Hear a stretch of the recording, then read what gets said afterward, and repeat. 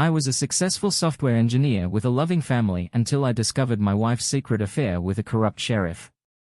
To make matters worse, I was framed for a crime and lost everything. Welcome to the Love and Betrayed Love channel. If you enjoy this story, don't forget to subscribe and give it a thumbs up. James Hartley was once a successful software engineer and a devoted family man living peacefully in the suburbs. He had a loving wife, Sarah, and a beautiful daughter, Brown, who was his pride and joy.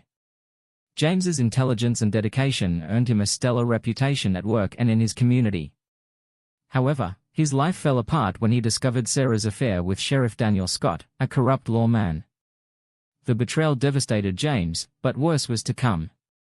Ramsey framed James for domestic violence, leading to a swift trial filled with fabricated evidence and coerced testimonies. James was sentenced to 5 and 2 years in prison, losing everything he had built. After 5 grueling years, James was released at the prison gate. He saw his former wife, daughter, her grandparents and his brother waiting, preferring to avoid them. James asked a guard for another way out, citing a restraining order. The guard, understanding James's reluctance, led him through a maze of corridors to a back exit outside. Sarah asked a guard about James's release, learning he had left through the back door. She began to cry, realizing he wanted no contact and recalling the restraining order. James walked briskly towards the bus station, reflecting on the past 6 years, once a happy man, married to Sarah for 18 years and doting on his daughter, Brown. James had been a 40-year-old software engineer with a talent for creating self-learning robots and developing sophisticated aided security systems. He needed strong security for his government-related work. His house, large enough for a family, had a spacious garden and office bordering a nature reserve. James had built his home at 20, using money from developing a successful internet search engine. James was an ordinary man, 6'2" and 190 pounds, with dark blonde hair and light brown eyes. He enjoyed cycling and walking, but avoided strenuous exercise despite being shy. He was a caring, charming and witty person who loved reading and could remember texts for years. 6 years ago, Sheriff Scott asked James to update the traffic light program in dens to reduce pollution. This led to Ramsey's infatuation with Sarah. When James completed the project and came home to celebrate, he found an unfamiliar car in the driveway. Guests James thought entering the house. He saw his wife cheating with the sheriff.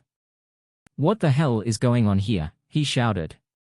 The sheriff grinned. "Oh baby, I'll leave you two alone until you explain the rules to him," he mocked. Sarah looked embarrassed, but nodded as the sheriff left, scratching his groin. "GT, can we discuss this like adults?" she asked James now. Icy with anger replied, "I want you to leave the house. Pack your things and go." "No, you let this happen. It'll end soon. If you don't agree, you'll regret it. If you file for divorce, I'll take everything and you'll never see Brown again. Are you crazy? You can't think I'll agree to this." James said, "I need this and it will pass." Sarah replied, "You are cheating on me and threatening me. I don't like threats. I'll leave and be back at 6. Stay with your lover, but be gone when I return." Sarah, silent, headed to the bedroom. 5 minutes later, James was in his car calling his lawyer. The next morning, James's lawyer, Michael Green, arrived. They were friends, so meeting early was easy. "Coffee?" James asked. "Yes, black with water. Your coffee is too strong." "What's the urgent problem?" Michael asked. James explained he found Sheriff Ramsey with Sarah and the threats she made. Michael looked shocked. "Daniel Scott, that's bad Hunes, corrupt, and you need to protect yourself." James quickly decided, "I'll give you power of attorney, print the documents and I'll sign them. Start the divorce." Michael nodded, and as he was about to leave, 5 police officers burst in, forcing them to the floor. "Which one is James Hartley?" one shouted. "I am," James mumbled. "You are under arrest," the officer said. "For what?" James asked. "Your wife and daughter accused you of striking them." "What? I didn't touch them. I haven't seen my daughter since yesterday morning." Michael intervened. "James, be quiet. Where are you taking him?" He asked 2nd Street. The officer answered. Be careful, James, don't talk without me. Michael shouted as James was taken away.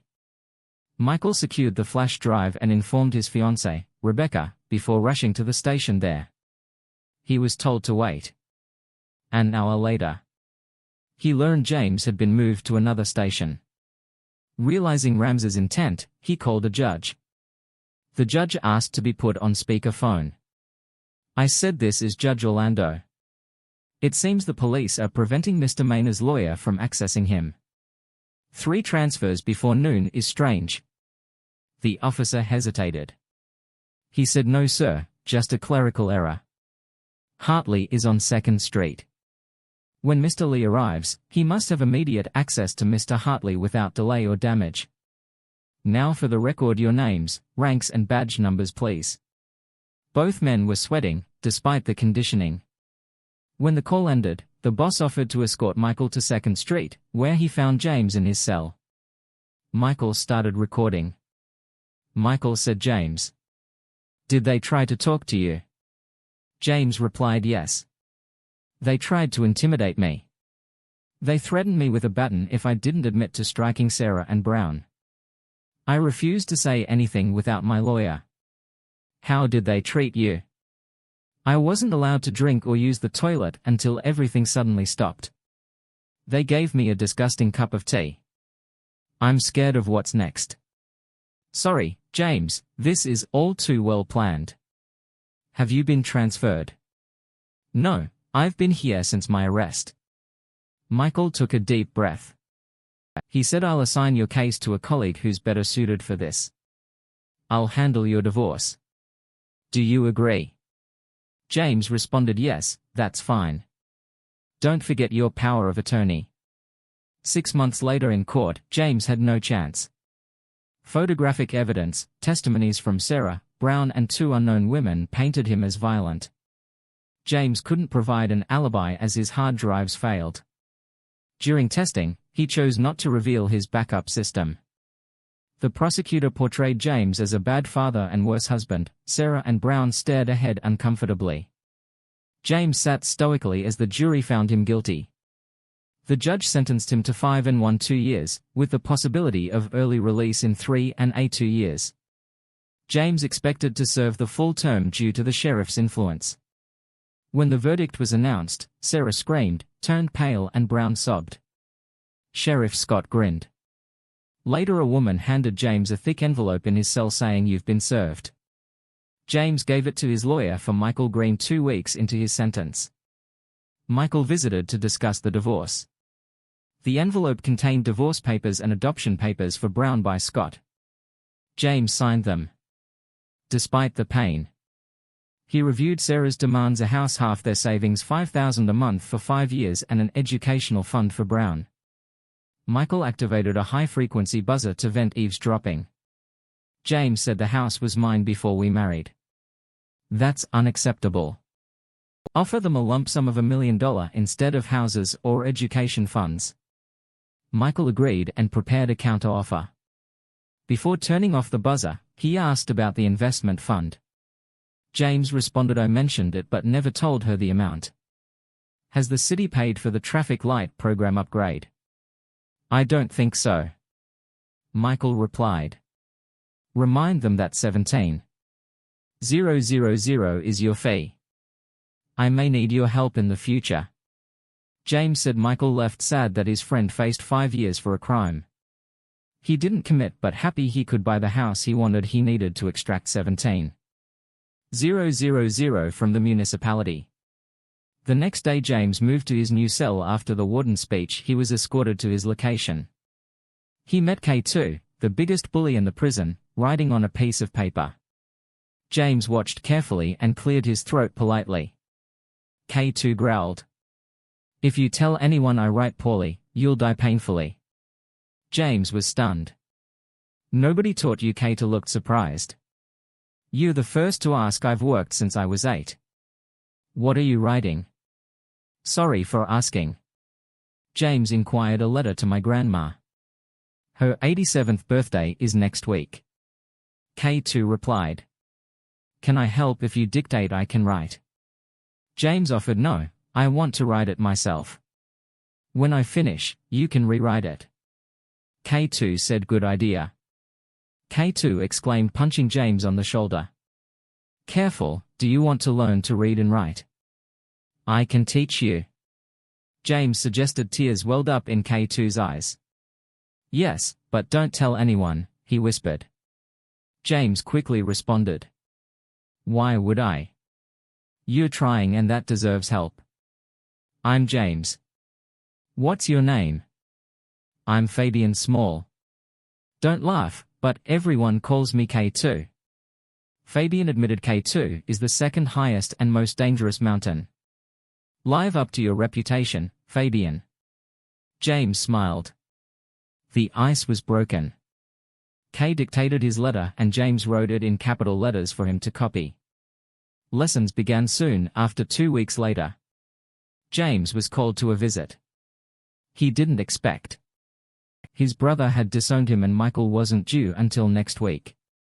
In the visiting room, James saw his soon-to-be ex-wife and daughter with a guard behind him. He mockingly said, "Here to have fun. Here's your chance." He turned to the guard. "I'm done, take me back to my cell." He heard Sarah cry. "James, please wait." He walked away, the door slamming behind him. James asked the guard, "Can I prevent future visits from them? They have a restraining order on me, but come to tease me." The guard said he'd talk to the warden. Michael and James met in a small conference room. Michael pulled out a noise-silencing device. "I said I have a modified divorce proposal." James raised an eyebrow. He asked more money. "No, Sarah will give up half the money if she can talk to you." Michael explained. "Sorry, Michael, tell her I'd rather lose $500K than talk to her." James responded firmly. "James, that's an expensive refusal." Michael cautioned. "I know, but it's just money. Please pass on the message." James insisted. Michael sighed.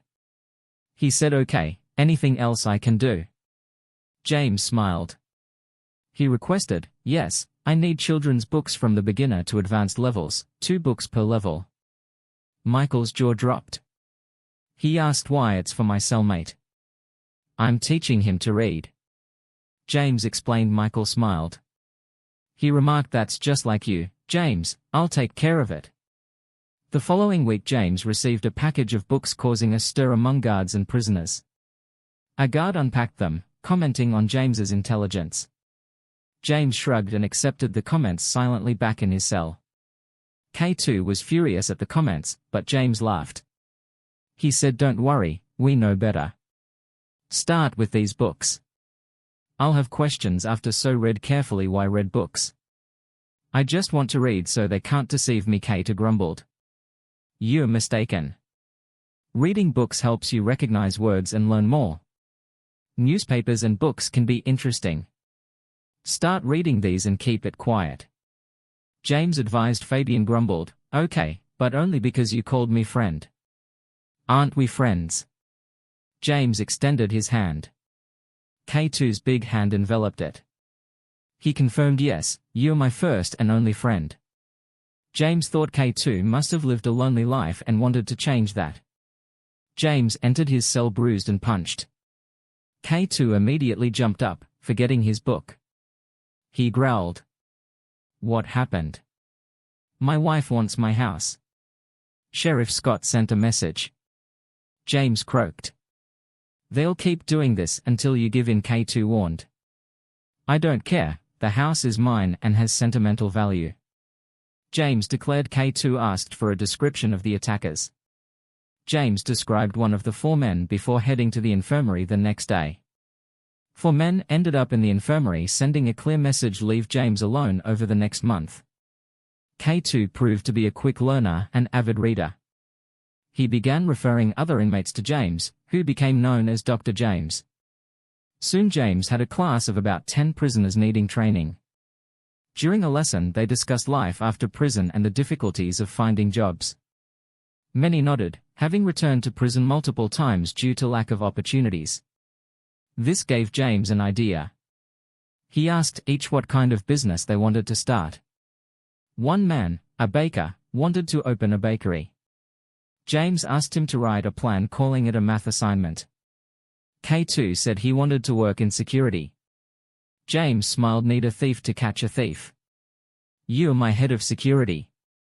K2, with his growly voice, agreed. They shook hands during Michael's visit. James shared his idea of an investment fund for ex-prisoners to start businesses. Michael agreed to handle the legal side, while James managed the finances. They shook hands to seal the deal. Michael then mentioned Sarah. She signed the divorce papers. She only wants half the savings, no alimony. She realized she couldn't get you to talk. She won't claim the house or ask for Brown's funds. Here are the documents. James signed the papers reflecting on Sarah's change of heart. 6 months later he was single again. The investment fund he and Michael set up was successful, helping many prisoners find jobs or start businesses. James was highly respected. Newcomers who caused trouble were swiftly dealt with. James now had a room for his lessons, which calmed the prisoners, making the guards' jobs easier. One day a social worker asked him, why aren't you on the parole list? James was frank. The warden is friends with Sheriff Scott and gives negative reports. Plus I don't want parole. Rams's henchmen could send me back to prison. I'll leave in a year and be truly free. You have little faith in the legal system. The social worker inquired. No, I was framed by the sheriff and my ex-wife. I can't prove it. Please don't talk about a fair legal system. Is that all? James responded, yes, sorry, to bother you. She replied, it's fine. The prisoners are happy with me here. James added she looked confused. As James left, he went to his self-defense class. K2 insisted. He learned to fight, emphasizing quick, thorough neutralization of enemies. Over nearly 4 years James had lost fat and gained muscle due to K2's demands. After the last striking, K2 began teaching him how to fight dirty, ensuring James could protect himself on his way from the gym to his cell. A guard intercepted James. The guard said, the warden wants to see you now. Damn, what now, am I in trouble? James thought, feeling his stomach drop. He asked, do I need to shower first or can I go like this? The boss said, now you can shower later. The guard replied. 5 minutes later James was allowed into the warden's office. The warden dismissed the guard and looked at James. I might as well have showered. James thought but stayed silent. The warden asked, I heard you know something about computers. Is that true? In a past life, I was a programmer. Sir James answered, are you computer savvy? The warden continued. James sensed something fishy. If it's a software issue, I can probably fix it. Hardware is less likely. The computer is fine. Now start looking for the problem. The warden said, leaving the office. James, expecting a trap, began checking the computer. He found a keylogger in poorly hidden problematic files. The issue was simple for him to solve, but he planned to use it as leverage. When the warden and guard returned, they looked disappointed. Did you find the problem? The warden asked. Yes, sir, better discuss this in private. James replied. The warden dismissed the guard and James said, I found illegal videos in a keylogger on this computer. There's also a worm damaging your files. You can claim I downloaded them, but the ISP's logs will prove I didn't use the internet. I can fix this, but I need written confirmation that I'm not responsible and unrestricted internet access. The warden, realizing his trap had failed, reluctantly agreed. Who is your lawyer? A week later James worked on the computer at night, disabling the keylogger and hiding the illegal videos where only a skilled programmer could find them. He installed his cleaning programs and solved the computer issues. Curious about his house, he accessed his hidden security system. He was outraged to see Sheriff Scott overseeing illegal activities there. James saw his chance for revenge. He wrote a program to monitor and record live images from his security system, ensuring it worked perfectly. He replaced the keylogger with a less detectable version and left one minor issue to reoccur, ensuring the warden would need him again. A year later, as James was finishing, the warden burst in. He asked impatiently, "Are you done just wrapping up?" "Sir. If there are any problems, call me." James replied. "I will. The guard will escort you back." The warden said, "Yes, sir, thank you," James responded. James returned to his cell and K2 noticed his expression. "What's up? You look like the cat that ate the canary." K2 said, "Revenge Fabian, who's next to talk to Michael Green? I need him to deliver a letter." "Do you have a pen and paper?" James asked. A week later, an FBI agent read James's letter with growing concern. James explained what happened to him and what was happening at his house, including numbers and a password.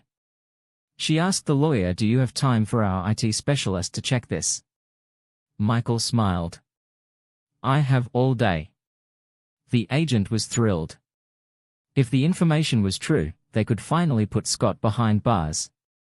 The IT specialists confirmed the connection and they saw James's house in ruins with Ramsey overseeing illegal activities. This confirmed James's account just before James's release. Sheriff Ramsey, rude and loud, was escorted in chains. He noticed James grinning and shouted threats. K2 saw James turn pale and looked at Ramsey with hatred. James's visitor led him to a small conference room and used a noise silencing device. She said, "Your information helped us catch them in the ACT. Ramsey will spend a long time behind bars. Also, you might get a reward for reporting his tax fraud." James was surprised and grateful. "Thank you. Seeing him behind bars is enough for me." They talked more with James evading questions about how he accessed his security system. He still had issues with the warden to address that night. Scott was warned to stay away from James and his family. Shortly after James was escorted out of the prison through the back door, he boarded a bus needing transportation communication and a place to stay. His ex-con network started with Michael would help. After a short bus ride and a walk, James arrived at a garage where he was warmly welcomed. "Doc, you're free, want a drink?" the man asked. James smiled. "No thanks, I need transportation." "What do you have?" the man beamed. "Michael said you'd come. I got a Nissan truck for you. Nice, clean, low mileage, 4-wheel drive. It's perfect." "How much?" James asked. The man was shocked. "I can't charge you. After all you've done for me." "No, I'll take a discount, but nothing for free," James insisted. The man sighed. Michael predicted this would work it out. While enjoying tea, James waited for the paperwork. He then started the truck and headed to visit his old friend. Late in the afternoon, he settled into a comfortable chair and said to Rebecca, Michael's wife, "It's been a long time since I sat in a chair like this." Rebecca smiled. She loved James and knew he was innocent. She noticed his wear and tear, the worry lines on his face and his now sad but determined eyes. Despite everything, James remained a gentleman. He brought her flowers remembering her wedding to Michael, which he couldn't attend. She told James that Michael would join them soon with Indonesian takeout. His favorite. Michael entered noisily. "What's that ugly sapphire blue truck in my driveway?" He laughed, hugging James. "Welcome back, James, so glad to see you." James nodded, suddenly speechless. Rebecca patted him on the back. She said, "It's okay, take your time." James shook off his gloomy thoughts. "It's a nice house," he commented. The spell broke. Rebecca asked James, "What do you want to drink, beer?" "Just sparkling water. I haven't had booze in 5 years and want to keep it that way." James replied. Rebecca served dinner, then paused with a tray of delicious-smelling food. She said, "Tonight is for celebration, tomorrow you can fight your battles, understood?" Both men agreed. It marked a very pleasant evening. the first time in almost 7 years. James felt calm and relaxed. At the end of the evening, Bed informed James they had a guest room ready for him. James, feeling embarrassed, said, "I can stay at a hotel." Rebecca insisted. She said, "You'll sleep here tomorrow. We'll visit your house together." No arguments, James gave in. He said, "Thank you, I'm dead tired. Show me where to sleep." Rebecca said firmly. She reminded him, "Remember, we're friends. You help pay for this house with your traffic light project. Michael will show you to your room. Tomorrow is a new day." In a softer tone, Rebecca added, she said, "Good night, you big fool. We love you." James struggled to sleep that night, missing the familiar prison noises, but eventually drifted into a restless sleep. The next day, Lauren Stad watched the newcomers arrive at the house using binoculars left by the FBI. She saw a thin bearded man get out of a blue truck. Looking around, the couple with him seemed sympathetic. They entered the house after the man retrieved a crowbar from his truck. Lauren Dad prepared to pick up her son from school. James walked through his ruined home. Everything was destroyed, the kitchen was filthy, the bedroom smelled, and the electrical wires were cut. All valuables were gone. He wondered if he could ever make it home again. He fetched his camping supplies from his truck and began bringing them inside. Laura returned with her son. Just as Rebecca asked James something, James lost his composure completely. "It's okay, James. We're here for you." Michael comforted at him quietly. James finally showed emotion, taking a long time to calm down. He hugged his friends and said, "Thank you. I don't know what I'd do without you. The state of the house is unbearable." Rebecca asked, "Are you sure you want to stay here? Please come with us." James chuckled. He replied, "I'm good, I need to buy a new phone and get to work. This is my home and I'll make it mine again. What are your phone numbers?" They gave him their business cards and walked to their car. As James returned to the house, almost at their car, Laura approached. "Good morning. I'm your neighbor. Can I ask you something?" She said, "You can ask, but I might not answer or want to." Rebecca said, "I'm Laura Winad. I live there with my 10-year-old son. Timothy is your friend. Okay, things have been bad here and I'm worried about our safety." Laura explained. Michael laughed, but Rebecca replied, "Laura, your neighborhood just improved. No, James isn't okay yet, but he will be soon, not dangerous. I'm sorry, but it's been rough here." Laura said, "James dangerous? No, he's one of the kindest people I know. He'll be the best neighbor you've ever had," Rebecca assured her. Rebecca got into the car and drove away, leaving Laura puzzled. James inspected his house. The electrical panel's fuses were pulled out, but the solar panel box for his security system seemed intact. The house was trashed, with furniture destroyed and valuables stolen. He wondered if he could ever restore it. Fetching camping supplies from his truck, James started cleaning up. Laura, watching from her window, saw James with a crowbar. She remembered the FBI's raid and felt wary but curious. James called Michael to get his ex-con company list.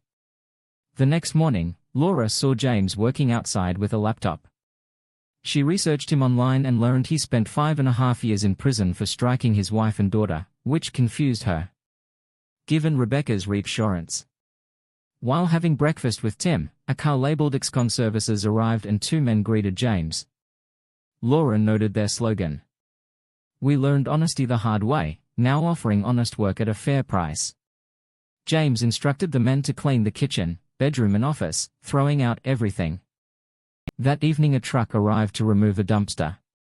Another ex-con services van came, led by a woman who brought Laura flowers from Dr. James and apologized for any noise. Laura, surprised, waved back at James. 2 weeks later, with the house cleared, James and a contractor planned the interior restoration. James's bedroom and part of the kitchen were usable. He enjoyed the rain from under an awning.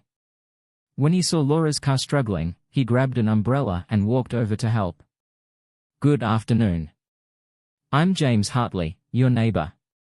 James said with a slight smile. Yeah, sorry, I'm in a hurry. I need to pick up my son, Tim, from school, but my car. Laura replied, your car isn't going anywhere. You can take mine or I can drive you if you don't mind being seen with an ex-con. James offered. Laura, surprised, weighed the options. I'm more afraid of driving your truck. Could you give me a ride? She asked. Sure, grab your coat. I'll lock up the house. James responded. Do you need help with the car? Laura whispered, embarrassed. I can't afford it. My ex. James interrupted. Neighbor, I meant help. No strings attached or just a friendly face and occasional coffee. Laura, ashamed, replied. I'm Laura Winstead, sorry for being rude. Yes, please, if you can fix it. James called his contact on speaker, so Laura could hear. Doc, how can I help you? The voice on the other end, I said, hey, Kate, can you have Joey check my neighbor's car? The keys are in it. We're picking up her son. James instructed, of course, do anything else? Kate asked, just have Joey call me with news. Thanks, James replied. James laughed. Good to know a new phase begins soon. Looks like I'll need an assistant, he said. Laura, embarrassed, asked, how can I get my car fixed quickly? Don't worry, Joey's on his way with a tow truck. James reassured her. Are you their boss? Laura inquired. No, I helped them start their business. Michael Green and I founded IPC, Skin and XCOM to help ex-prisoners. That's why I get extra help, James explained. Laura looked at James in a new light when they arrived at school. Tim saw the truck and exclaimed, cool, a neighbor's truck. Why is it here? Our car broke down. Laura explained. James introduced himself to Tim. I'm James. If your mom agrees, you can call me that too. Latin. Go home at home. Joe pulled James aside. This car is a trap. The engine's burned out and the rest is worse. What should we do? He asked. She needs a car. Do you have anything suitable? James replied, I have a Nissan Rogue, but the color is terrible. She can take it. Joey offered, just take this one and change it. Send me the bill. James instructed. Joey told Laura, I need your car and papers please. Laura, near tears, said, I need this car. I can't pay for repairs. Don't worry, Doc sorted everything out. I'll bring a replacement this evening. Joey reassured her. Laura, stammering, asked, James took care of this. Does he always do this? Yes, Laura, he's one of the nicest people I know, honest, smart and generous. He never asks for anything in return. It's better not to start like that with him. A lot of people owe him. Joey explained. Joey added, I don't believe for a second. He touched his ex-wife and daughter. He doesn't have it in him. See you after dinner. Meanwhile, James accessed the backup hard drives and reviewed the recordings. He saw his wife breaking her marriage vows, his discovery and the subsequent threats, and Ramsey explaining their plan to frame him. The tape showed the makeup artist and someone called Doc signing paperwork. James sat in silence as tears streamed down his face. He felt betrayed and rewound the footage. He paused when he saw Ramsey and noticed the body language of the men, including the prosecutor and the judge. He heard Romy say, this man is a threat. He must be silenced permanently. James stopped watching and turned off the hard drives and called the FBI when they arrived. He handed them 2 discs. I need certified copies of these recordings. He said, these notes show I was framed and imprisoned. Despite my innocence, I have accounts to settle. Sarah was working as a legal secretary, a job Daniel arranged. She felt guilty but stuck to her story. Her daughter barely spoke to her. The prosecutor called her into his office, where an FBI agent Smith showed her credentials and said, we're reopening James Hartley's case. Sarah turned pale. Why? She asked nervously. Agent Smith showed footage of Sarah and Ramsey plotting against James. Sarah fainted when she woke up. The prosecutor was handcuffed. Agent Smith said, "You think you can get away with this? We have months of recordings, including a slaughter plot." A week later, Sarah confessed Ramsey was charged with multiple crimes and would spend the rest of his life in prison. Sarah was convicted of false reporting and perjury. James made it clear he didn't want a former daughter left without a mother. He went to Michael wanting to scare Sarah. Michael sued Sarah for $10,000 for each year. James was imprisoned. Scott was also sued for $1 million per year. James was imprisoned plus damages to James's home and the environment. The city of Dens quickly settled its part in James's unjust imprisonment. Ramsey arrogant thought the lawsuit would have no consequences. His lawyer put little effort into the case. The court ruled in James's favor and Ramsey lost his fortune, which went into a trust fund for James and Michael's investment company. Sarah was terrified of James's lawsuit. She lost her job and faced losing her home.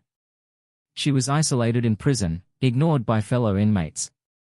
A guard cynically told her about an investment program started because of her actions against James Ramsey. Learning James was awarded $5 million plus $50,000 for renovations, screamed, "I'm going to liquidate James." Less than a week later, visitors came to him at night, not as gentle as before. James had been out of prison for a year. K2 joined him and they became close friends. James's house was restored, though minimally decorated. He quietly bought all the houses for sale in the cul-de-sac. One stormy night he saw Laura and Tim huddled in the doorway, wet and shivering angrily. He grabbed 2 raincoats and ran downstairs. "What are you doing? You'll freeze." James shouted, "Here, put these on and come inside." Laura initially wanted to refuse, but after looking at James she decided why safe in James's house. She looked down and quietly said, "I'm sorry, I panicked." James calmed down and answered softly, "Sorry for shouting. I was concerned what happened."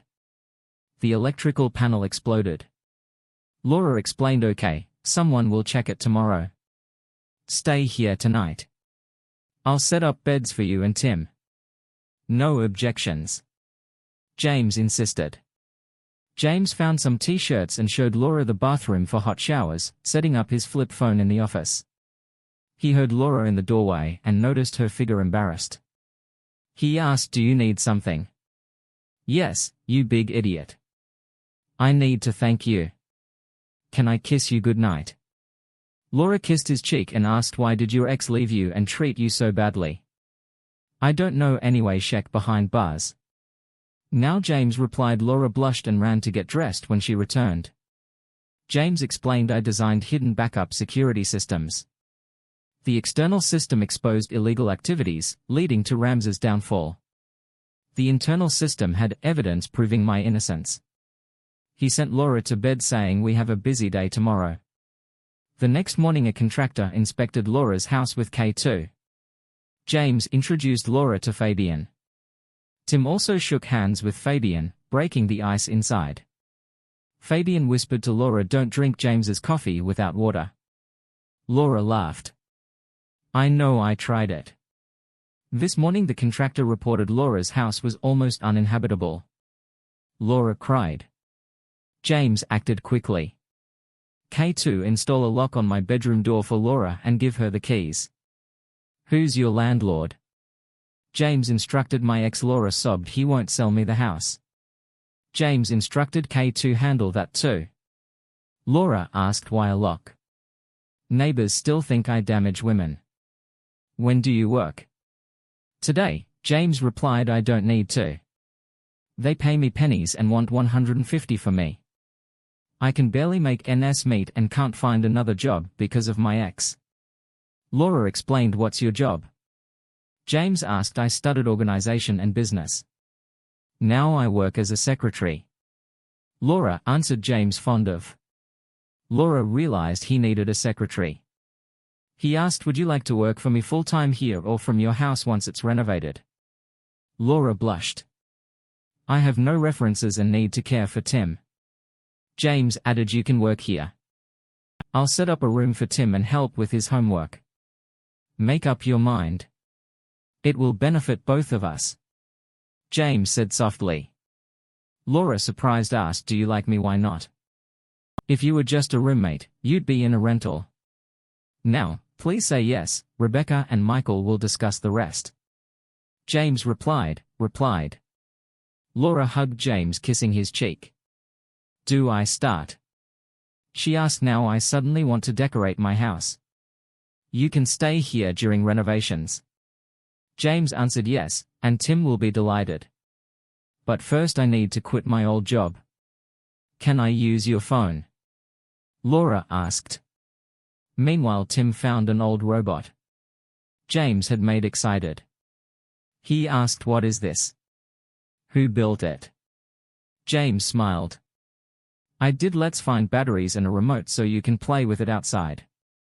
10 minutes later, Tim joyfully played with the robot down the driveway. James arranged a babysitter for Tim, and an hour later he and Laura headed to a shopping mall. I quit. They weren't happy and offered me a promotion and more work. Laura said. James maneuvered into the parking lot. Too little, too late. What did they offer?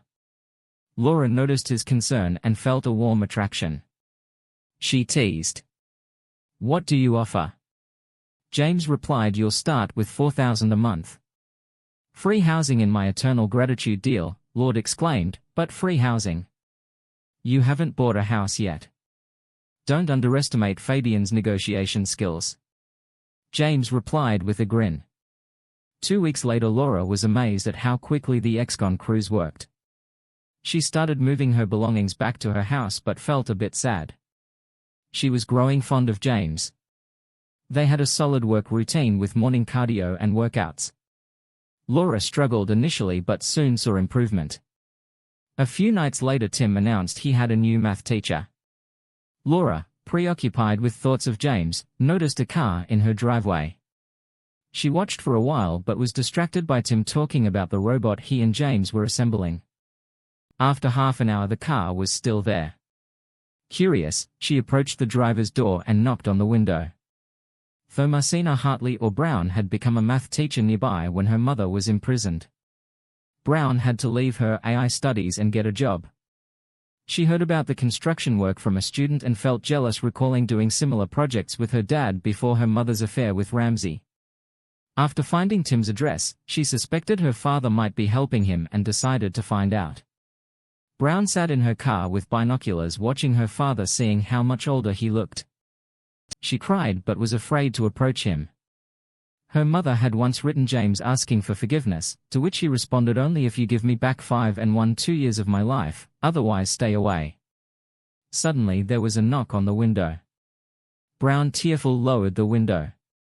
You're not okay. Come inside to calm down. You're in no condition to drive. Laura said. Tim met them inside. Hello. Miss Brown, why are you here? Laura maintained composure. I'm Laura Wadd. Who are you? Thomas C.A. Hartley, I teach Tim math. Call me Brown, she replied. Laura's mind clicked. Hartley H.E.K., your father, Brown nodded. Sadly, yes, I haven't seen him in over 6 years, she said and sank to the floor. Laura helped her to the sofa and asked Tim to get water. Tim, go to your room. We need to talk. Once Tim left, Laura said, you'll stay here tonight. Your father taught me to help when needed. Brown sighed with relief. She finally had someone to talk to. Laura, understanding. Her unspoken question said, I know almost everything. Your father never mentioned your role. Just that Daniel Scott adopted you. Brown shook her head. I refuse to be adopted. I stopped talking to my mother after realizing what they did to my father. When Ramsey tried to enter my room while I was dressing, I struck him. I left the house when I turned 18. I couldn't call it home anymore. Soon after my mother and Ramsey broke up, Laura absorbed the information, realizing James thought his daughter was adopted after a while. She said, we need to find a way to reunite you with your father.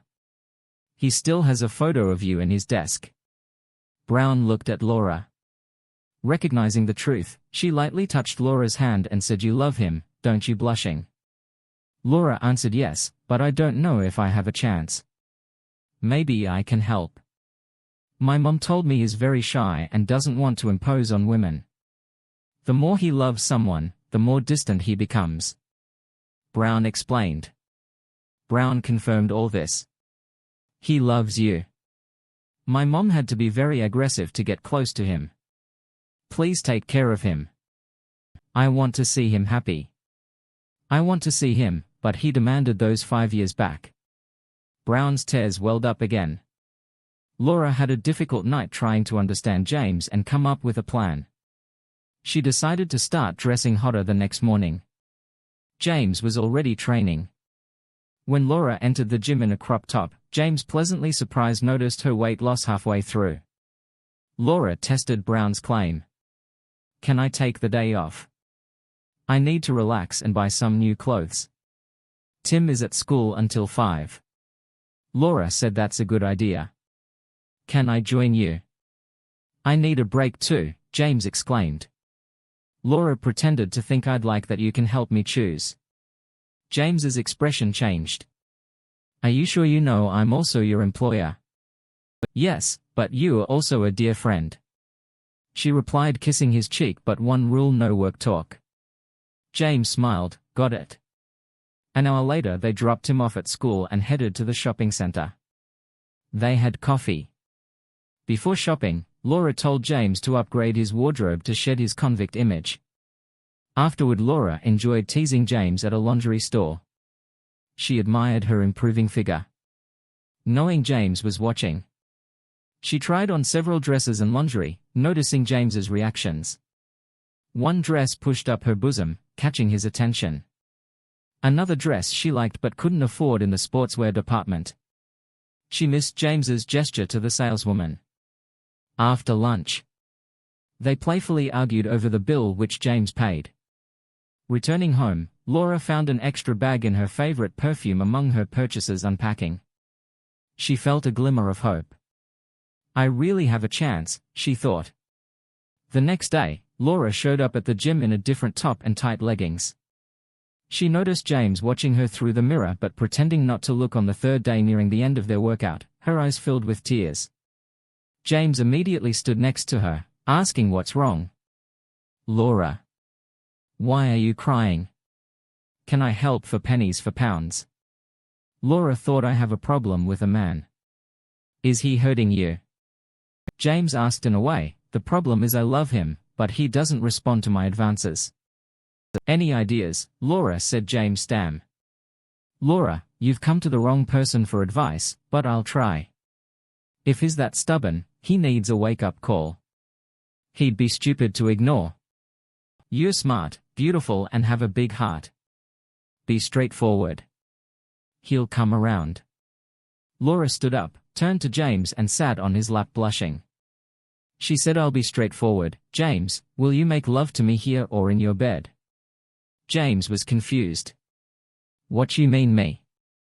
"Yes, you," Laura confirmed. "Laura, do you love me seriously?" James asked. Her nod and smile made him realize the truth. "Oh, this makes me so happy. Laura, I love you too. I've loved you since you sat dirty on your doorstep. Why didn't you tell me you were stupid?" She said affectionately, "I couldn't. I'm your employer and your landlord. I promise no strings attached, just a friendly face and occasional coffee. Remember," James explained. Laura kissed him. "Sometimes you're too decent for your own good. Now here are the bedroom." James took her hand, led her to the bedroom and closed the door behind them. Later, Laura said, "James, it's time to pick up Tim from school, so one of us needs to shower. Why don't we shower together?" James suggested, "No, if we shower together, we'll never make it in time. I'll go first and get Tim," Laura replied. James reluctantly agreed. Laura showered, dressed and drove to school. When she arrived, Tim was with Brown. Laura sent Tim to the car and Brown smirked. Found your man, you're walking funny. Laura laughed. Thanks for the info about your dad. I almost had to drag him to bed. I promise to help you reconnect, but be patient. He's sensitive about this. 6 weeks later, Laura struggled during their workout. James noticed and became concerned. Later that morning, she refused coffee and preferred tea. When someone passed with a cheddar sandwich, she rushed to the bathroom. James understood. He told her to take the day off and went to a shopping center to visit a jeweler the next morning. Laura felt better but skipped training, claiming a virus. She arrived at her office at 9:30 and found 2 small boxes on her desk. Opening the first, she found a beautiful antique pocket watch with a gold chain and a note. Time flies and life is too short to waste. An employer wonders if his personal assistant allows him to make her an offer. He thinks she is beautiful inside and out, and that over time she will become even more beautiful, feeling warm inside. Laura opened the second box and found 3 pregnancy tests. She realized she might be pregnant and that James had noticed. First, she felt a mix of happiness, anxiety, and surprise. James appeared in the doorway blushing. Laura said modestly, "Yes, my employer can make an offer." Silently, James took Laura's hand and led her outside here in the sun. He asked loudly, "Laura Wyatt, will you do me the honor of becoming my wife?" "Yes, you fool. You didn't need to ask formally." I'd have said yes anyway. They realized about 100 people had witnessed the scene, cheering and applauding as James placed an emerald-shaped palladium diamond ring on her finger. "Oh my God, this is wonderful!" Laura exclaimed. Tim brought champagne and glasses. James told Laura, "I bet on yes, as you can see." Then he shouted to the others, "Everyone can grab a glass from the garden." After the celebration, James and Laura went inside. Laura, tired from the emotions and congratulations, sat with James in the living room, looking out at the forest. After a while, James asked, "Where do you want to live? Can you stay here, or should we build a new house? This place needs renovations, especially if you're pregnant."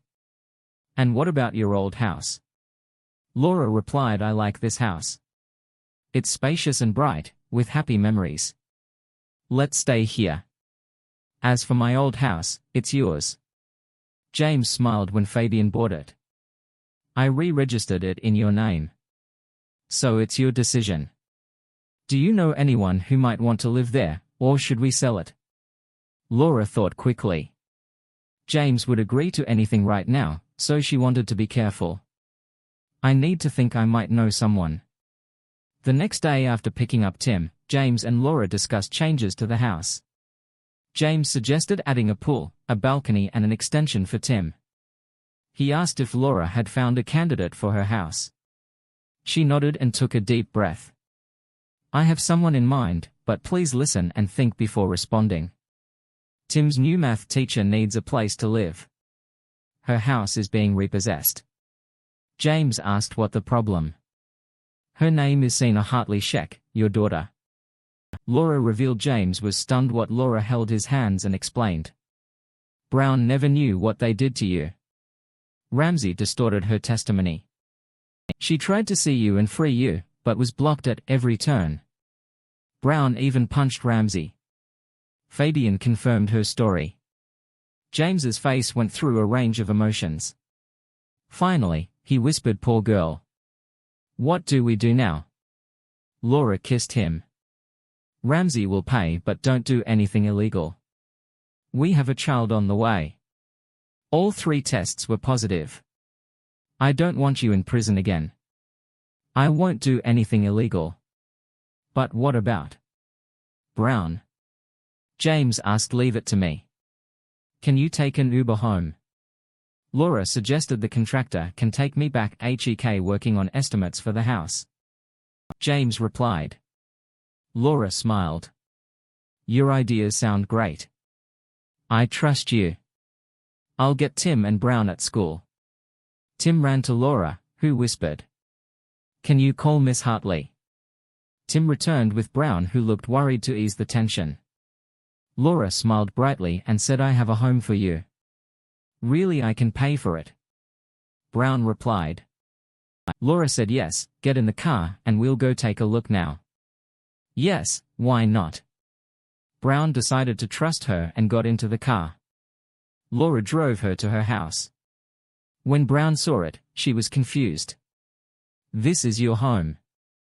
Laura said no, I'm getting married and you can afford it. You just need to meet the owner. Brown became wary. I'm not sleeping with him, she exclaimed. Laura laughed.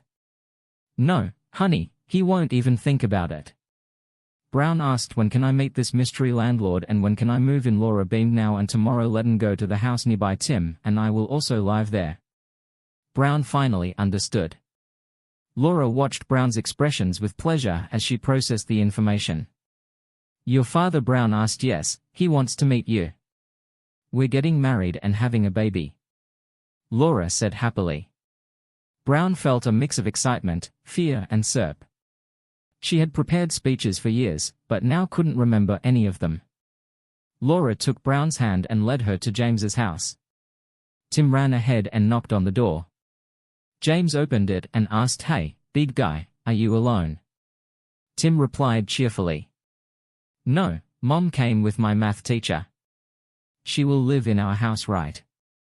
James looked at the two women and said, Oh wow, two of the most beautiful and important women in my life together. As they approached, he whispered, Brown, you've become such a beautiful woman.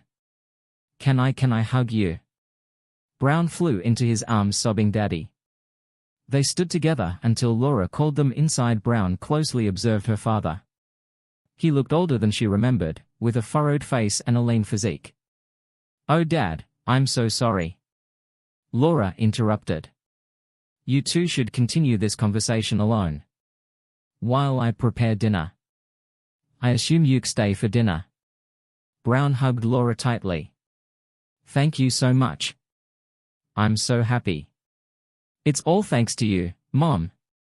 Laura smiled through her tears. I will do anything to make James happy.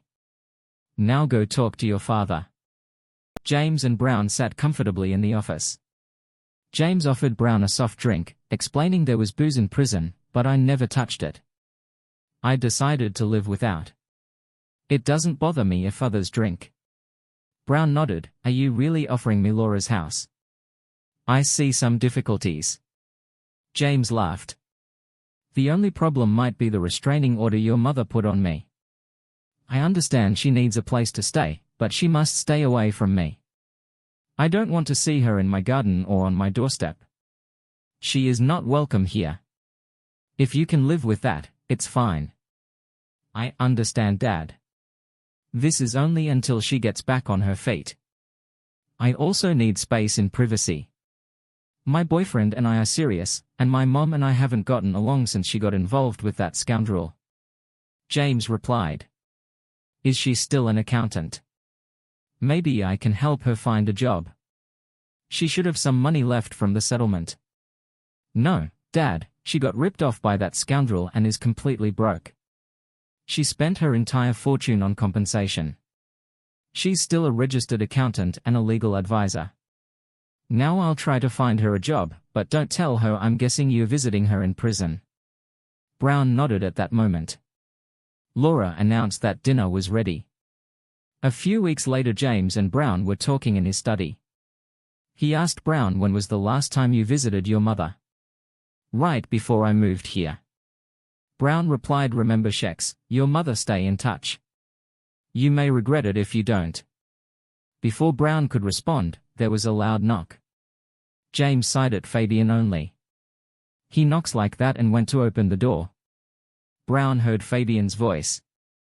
Doc. May I introduce my son? Julian, hearing this, she ran out to see Laura. Meanwhile, Fabian continued, Julian makes me proud. Despite his father being in prison, he became a teacher when he wanted to meet you. I thought I'd come too. Julian, embarrassed, stammered, good to see you, sir. My father told me a lot about you. Actually, I came to ask you something. Okay, ask away, James said. After a moment of awkward silence, Julian quietly said alone. Please.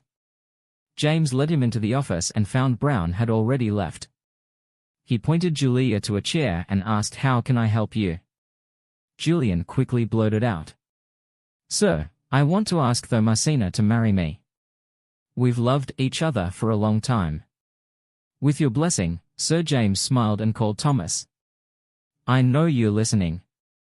Come out and introduce yourself." Brown entered smiling. "Yes, Dad, this young man wants to marry you and ask for my blessing. Should I give it?" James asked. "Yes, please, Dad." Brown said. James extended his hand. "You have my blessings, son. Take care of my daughter. It's time to celebrate." As they walked into the living room, Brown held James back. "Dad."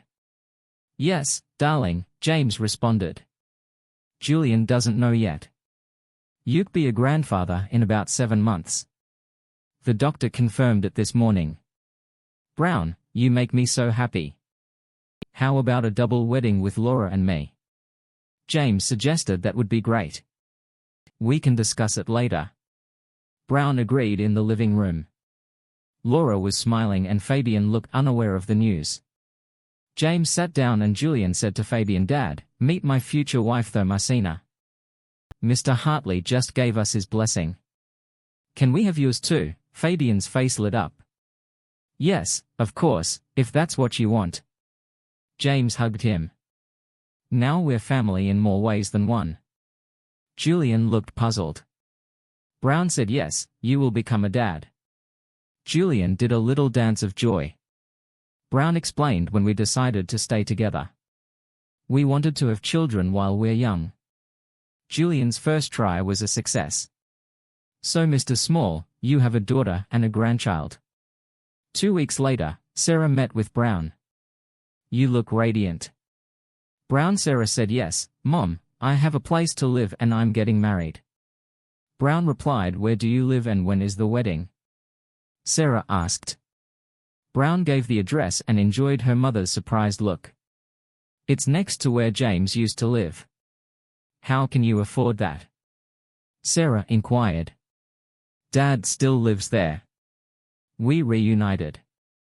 Brown explained. Sarah asked, "Can I stay with you when I'm released? I have nowhere to go. I need a job too." Brown took a deep breath. "You can stay until the baby is born. I'll need the room." "Then you mentioned ex-con services. They help convicts find work. You're expecting a baby. Why didn't you tell me?" Sarah exclaimed. Tommy sensed her mother's lingering anger. "Mom, Dad told me to keep in touch with you. Otherwise I wouldn't have. You cost me 6 precious years with him because you were too selfish and cowardly to do the right thing. I don't understand how you fell for Ramsey when you had Dad. How could you do this?" Sarah was stunned by Brown's outburst. She realized she had serious issues to settle with her daughter. She was also shocked to learn James had a girlfriend and had moved on so quickly as Brown left Sarah's mind reel from her harsh words. She had left Daniel when she realized she'd been played and the money was gone. He had wanted James out of the way for his illegal activities as well as for her. Sarah had tried to be a good mother to Brown and thought Brown's hostility was just teenage rebellion. Now she realized how deeply she had hurt her daughter, who was far more attached to her father than Sarah had known.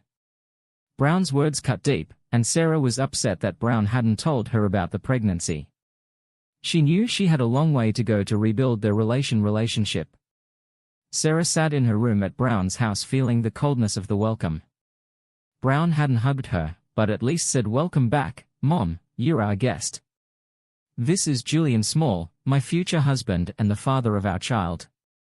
Brown continued, "You can use everything in this house while you look for a job. There's a laptop in your room. Have you contacted ex-con?"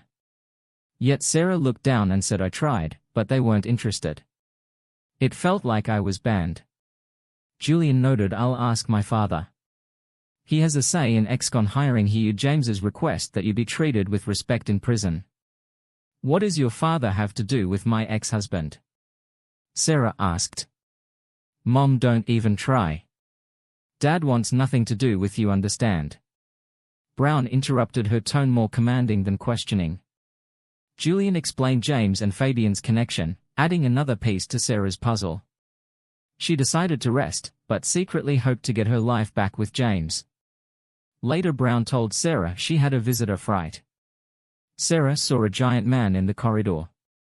Julian was tall, but this man was even bigger. The man introduced himself. "Good afternoon, Fabian Small. Julian told me you haven't received a response to your job request, right? I felt like I was being avoided. Your association with Daniel Scott put you in danger. James felt responsible for the evidence that sent you to prison. Scott threatened you and my future daughter-in-law, so we had to isolate you. Now I hear you're looking for a job." "Yes, I was a registered accountant and a Pargal perfect. My company and Isbek Khan Investments need an accountant. We'll hire you for a month if you prove competent. You'll get a permanent contract and free housing. But you must not contact James in any way. I'll be your direct superior. Do you agree?" "I don't have a choice." "Do I agree?" "Of course you have a choice. You can refuse." Sarah was stunned by James's distance but asked Fabian about it. "The answer is simple: we support all cons, but James will have nothing to do with you. For obvious reasons." Sarah was shocked by the hostility but agreed to the terms. Fabian continued. "Tomorrow, come with Julian to our office to sign the contract and meet HR.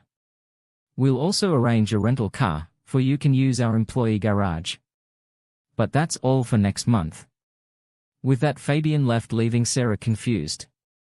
She went to her room and noticed the binoculars looking through them. She saw Fabian warmly greeted by James. She couldn't get a good look at James, so she set the binoculars aside and began making a list to restart her life. As it got dark, Sarah heard a car outside. She wondered who it could be. Since Brown and Julian were out looking through the window, she saw a car stop in front of James's house. The porch light turned on and she saw James and a very pregnant woman with curly hair hugging. Even through the binoculars, she could see the sparks between them. She felt a surge of jealousy, anger and loss. That should have been her with James. She realized her own actions had caused this and sat down devastated, hoping there might still be a way back to James's heart. With only 2 weeks until Brown's wedding, Sarah tried to learn more about James using binoculars. She observed his silver streak, hair, slender build and interactions with Timothy. She envied how good James was with children. Sarah attempted to get Brown to talk about James's pregnant lover, but was always rebuffed. Neither Brown, Julian nor Fabian answered her questions directly. The day before the wedding, Sarah learned that James and Laura were also getting married, which stunned her and invited to Brown's wedding. She couldn't refuse, but the thought of seeing her ex-husband's wedding was a blow to her ego. Realizing that James had moved on and was having a child with someone else made her feel foolish, as movers transported her belongings to the house provided by ex-Gan. Sarah prepared for the wedding and celebration at James and Laura's home. Dinner was friendly, the food exceptional, and Sarah engaged in lively conversation about music and theater with 2 young men. When dancing began, Sarah sat alone watching. Surprised by the low booze consumption and traditional dancing. She saw Julian invite her to dance as they danced. She saw Brown and Laura talking to James, who looked worried. When the dance ended, she felt a light touch on her shoulder and saw James up close. Sarah noticed James's sad eyes and realized the suffering she caused him. She felt a deep shame and loss of self-respect. When James asked her to dance, she clung to him and began to sob, apologizing for the pain she caused. James responded, "Sarah, I'm glad you show remorse. We're dancing because the women I love convinced me to have compassion for you. I hated you until I met Laura, who filled the void with her love. We dance as strangers with a shared past. I won't avoid you anymore because of our daughter and soon-to-arrive grandchild, but it will take time before I can call you a friend. Remember, I have guards watching you closely." Sarah realized how different James felt now, strong and enduring. She regretted her past actions and the price she paid instead of being close to her daughter on her wedding day. She felt like an outsider. Depression settled over her as she clung to James, mourning what she had lost. James saw the fall of a once proud woman and quietly said, there are people who will help you. I've provided the basics. The rest is up to you. Brown, noticing Sarah's emotional state, offered to let her stay the night or arranged for her to go home. Leah chose to return to her new home with Michael and Rebecca. During the drive, Rebecca told Sarah, you are alone and must pay for your wrongs. We saw you realize what you did to James tonight. He destroyed Ramsey, but he doesn't want to deprive his daughter of a mother. We offer you counseling to understand and deal with the consequences. If you agree, tell Fabian arriving home. Leah collapsed on the sofa, overwhelmed by remorse and loss. She realized James had moved on and found happiness. Now she had to try to do the same. Thank you for tuning in. If you enjoyed this episode of the story, please give it a like, and don't forget to subscribe to get notifications for updates.